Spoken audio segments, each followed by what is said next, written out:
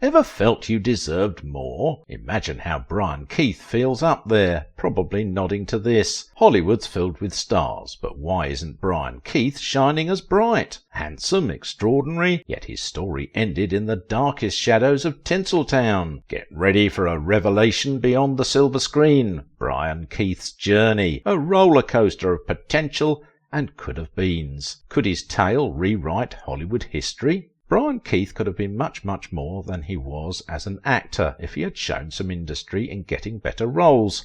The man just took the roles as they came and never really struggled for them. But somehow he made them work. This showed he had great skill, but you can't help but feel that the man deprived the world of his quality. Brian Keith deserves more celebration as an actor than he has. He is a victim of the fragility of Hollywood and a constant reminder that no matter how good an actor is, or how iconic the roles they portray in their movie are, they will always be forgotten and replaced. It is up to the fans to keep the memories of their favourite stars alive, or watch them fizzle out of life completely. After all, we are truly dead when there is no one left to remember us, and if there's anyone who needs to be remembered, it is Brian Keith. His talent? Phew! Extraordinary! And this is not an exaggeration. It's a fact. This handsome burly man made on-screen heroes quake in their boots, fearing what he would do to them. Even the audience sweated in the cinema as they silently cursed his villainous character. He was a thorn in the flesh of the good guys, and he did it so brilliantly that you would conclude he shouldn't play other roles apart from villains. The fact that the actor had a big frame and a rough voice made him an excellent fit for a villain. He could transform his ruggedness to make him look menacing. However, strangely, the actor wasn't limited to villainy. He played heroes too. His menacing stature also made him an excellent fit for some heroic roles. One of the times he was a hero was in the series where he played a journalist trying to help people with their problems. His character braved communists and helped people escape from communism. But there were series that didn't require him to be menacing or even being a hero. Yeah, looks like it would be difficult for the actor, isn't it? Imagine Keith, the on-screen villain and strong hero, being asked to play a parent. He did it in Family Affair and exceeded expectations. Brian was the father of Buffy, Jodie and Sissy, with Anissa Jones, Johnny Whittaker and Kathy Garver respectively. The actor became Uncle Bill, a bachelor who, due to his brother's death, had to take in his brother's children and raise them. Uncle Bill had a committed butler, Mr. French, which Sebastian Cabot played. The two men who lived without any children had to adjust to their new reality. The series ran for 5 years, and it was a hit during the period it ran. It was able to maintain its high ratings throughout its existence. Naturally, the series would have run longer if CBS hadn't pulled the plug on it after 138 episodes. People loved the 30-minute series, which ended with conflict resolution and everybody getting along. They enjoyed how the menacing actor transformed into a soft, warm and comedic parent figure. Due to his performances, the actor got 3 Emmy nominations and joined the League of Impressive On-Screen Dads. The series became his best-known work in his career. None of the other series he acted in gave him that level of recognition that this one gave him. Despite getting cancelled, people didn't get tired of the series, even if the pattern of the series was predictable. They couldn't get enough of Keith's warmth and humour, and also they resonated with the series. Around the period, few series openly discussed single-parenthood issues. Usually shows revolved around the concept of fathers, mothers and children. Family Affair was different from the pack. The way Brian and Cabot complemented each other also helped with the show's quality. The two were different types of actors, but with their skills, their differences became an advantage. Cabot was a traditional actor who was committed to the scripts and would study them so hard to master them. To Cabot, he wasn't done until he had memorized every word in the script to perfection. But Brian, the man, was an acting genius. He never studied the scripts beyond the surface. The burly man came on set, looked at the scene they were to shoot for the day, and winged it. Another co-star would have gotten angry at Brian for his approach and would complain about him not being serious. Certainly an actor like Rod Steiger would have been furious. Rod was passionate about acting and would give Keith a piece of his mind about how he was casual about the scripts. Rod spent a long time studying his characters to produce a perfect display, and he ended up confusing other actors as he made up new dialogue. At least Brian doesn't do that and hasn't had any allegations of stealing scenes as Rod has. Honestly, Brian's attitude to scripts fits his character immensely. The man revealed that he never actively looked for roles and just took what came his way. We don't know if we should call this brave or lazy. If he didn't specifically hunt for the type of parts that he liked, that means he is superior in adapting to roles. But we wonder if his career would have been more quality if he had been more aggressive about seeking roles. Still, he had a good career to an extent. He didn't have to struggle for parts and got some of the best ones, but bad habits, especially his smoking, posed a different threat to the man. Co-star Kathy Garner is proud of the man for evolving each year to become a better version of himself, despite going through a divorce. The man became outspoken and more open, but without minding his habits, Keith set affairs in motion that robbed him of everything. Robert Alba Keith was born on November 14, 1921, in Bayonne, New Jersey, to parents who were deep in show business. His mother, Helena Shipman, was a veteran stage actress who travelled a lot for work and had a radio gig. His father, Robert Keith, was also a pro actor who starred in films like Written on the Wind and The Wild One. Robert Keith was the actor that married Peg Entwistle, the young actress that took her own life by jumping off the H from the old Hollywoodland sign. Robert married Peg after he and Brian's mother divorced. While Helena was the one that had the primary custody of Brian, he went to spend time with his father any time work took his mother out of town. Brian was the unpleasant surprise that teenage Entwistle had when she got married to Robert. First, she didn't know that Robert was previously married, and even twice at that. Secondly, she was even more unpleasantly surprised to find out he had a son. As we said, little Brian stayed with his dad when Helena travelled, but it was more like he stayed with Peg. Allegedly, Robert spent his time with drinks and women. In between all of this, he had financial obligations to his ex-wife which he couldn't fulfill. He relied on Peg financially and never appreciated her.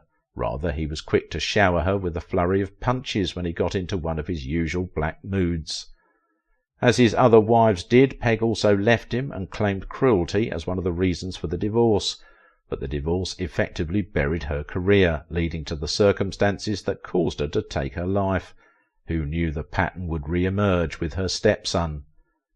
In the middle of the drama involving his father and Peg, Keith still focused on one thing. He wanted to continue the family business.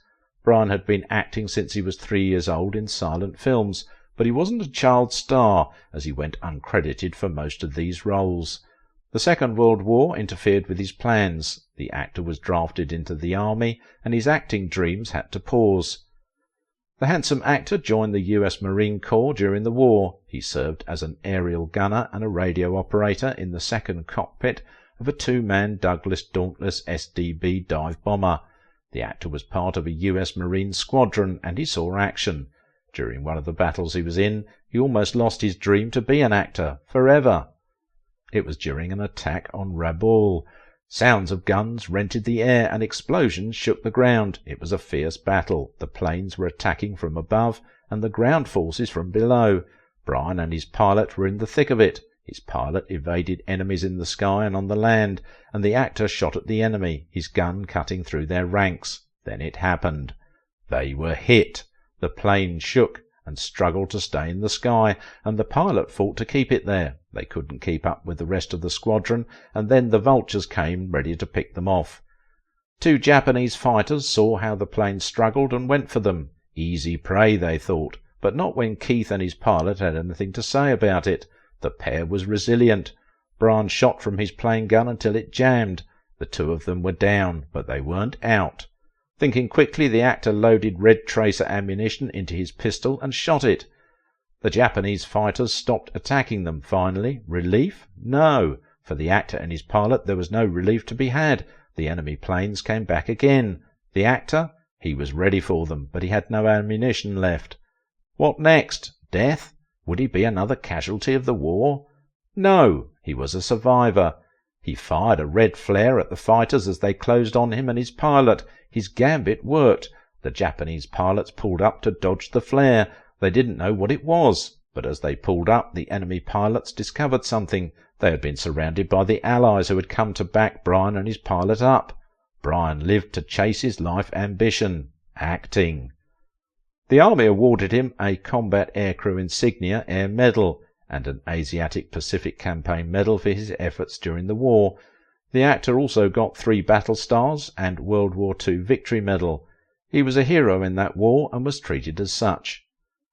When he returned, he went straight back to acting, and in no time he got a Broadway hit in 1946 in Heyday, and in 1948, when he and his dad worked on the show Mr. Roberts together, initially his screen career wasn't moving anywhere, as he only got bit and uncredited parts.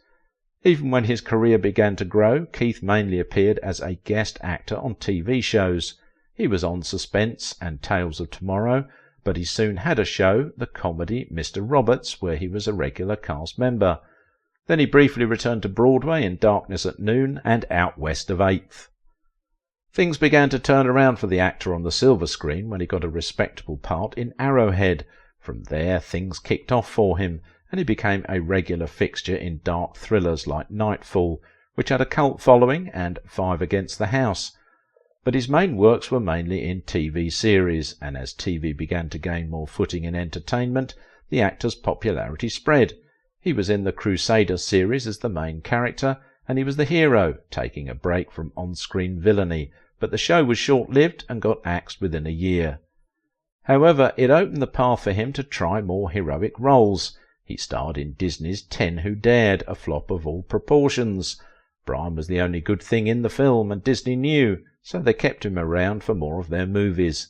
Then after they saw that the actor had the emotional capacity to act in parental roles, they cast him in the hit film The Parent Trap. Like that, Brian became a family guy, the menace with warmth, the tough guy with a heart of gold.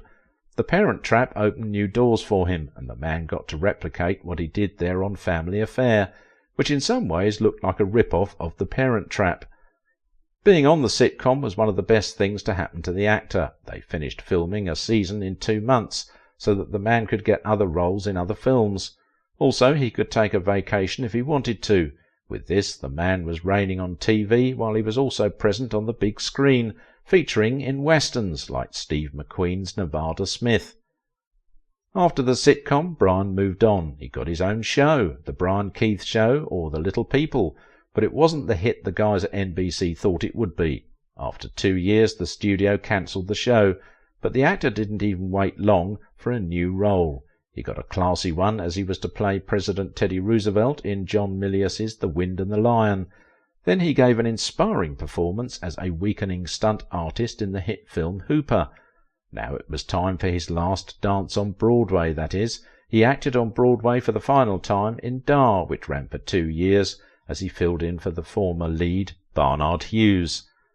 The actor went missing on the silver screen and he switched to TV. He co-starred with Daniel Hugh Kelly in the series Hardcastle and McCormack. The series had him be an action hero once again, and it aired for 3 seasons. Then his red-hot career had a slump, and some of the series he featured in didn't even make it to the air.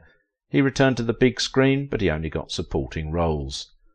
The actor then decided to branch out to animation, doing some voice acting in Spider-Man, which aired on Fox for 4 years. Like his father, Keith didn't truly have a stable personal life, at least regarding romances. He married 3 times and was on his 3rd marriage to Victoria Young, when the reckless life he lived when he was young caught up with him. If there's anything Brian lived more than acting, it had to be his smoking. Eventually he finally gave up his smoking habit. However, the damage had already been done. The actor had lung cancer, and he also had emphysema. Immediately, Brian began chemotherapy, but the treatment was brutal financially, physically and emotionally. His financial situation had begun some years before, but his sickness worsened it. Then, as all of this was happening, his daughter took her own life. No one knew why. She didn't provide notes or any clue as to why she did what she did, but Keith believed she couldn't bear the thought of being alive while cancer took him away. As part of Keith died the day his daughter Daisy died, and 10 weeks after her death, he put a gun to his temple and made a bullet hole in his own head. The end is here. I'm finished. The pain is too much. Now it's time for me to join our little Daisy. She needs me. She didn't want to be without me here, so she'll have me again over there. Don't be sad. This had to come soon. Like that, the tough guy with the soft heart left this world. But wait, there's more. Click on the next video and discover the truth behind the rumoured romance between Maureen O'Hara and John Wayne.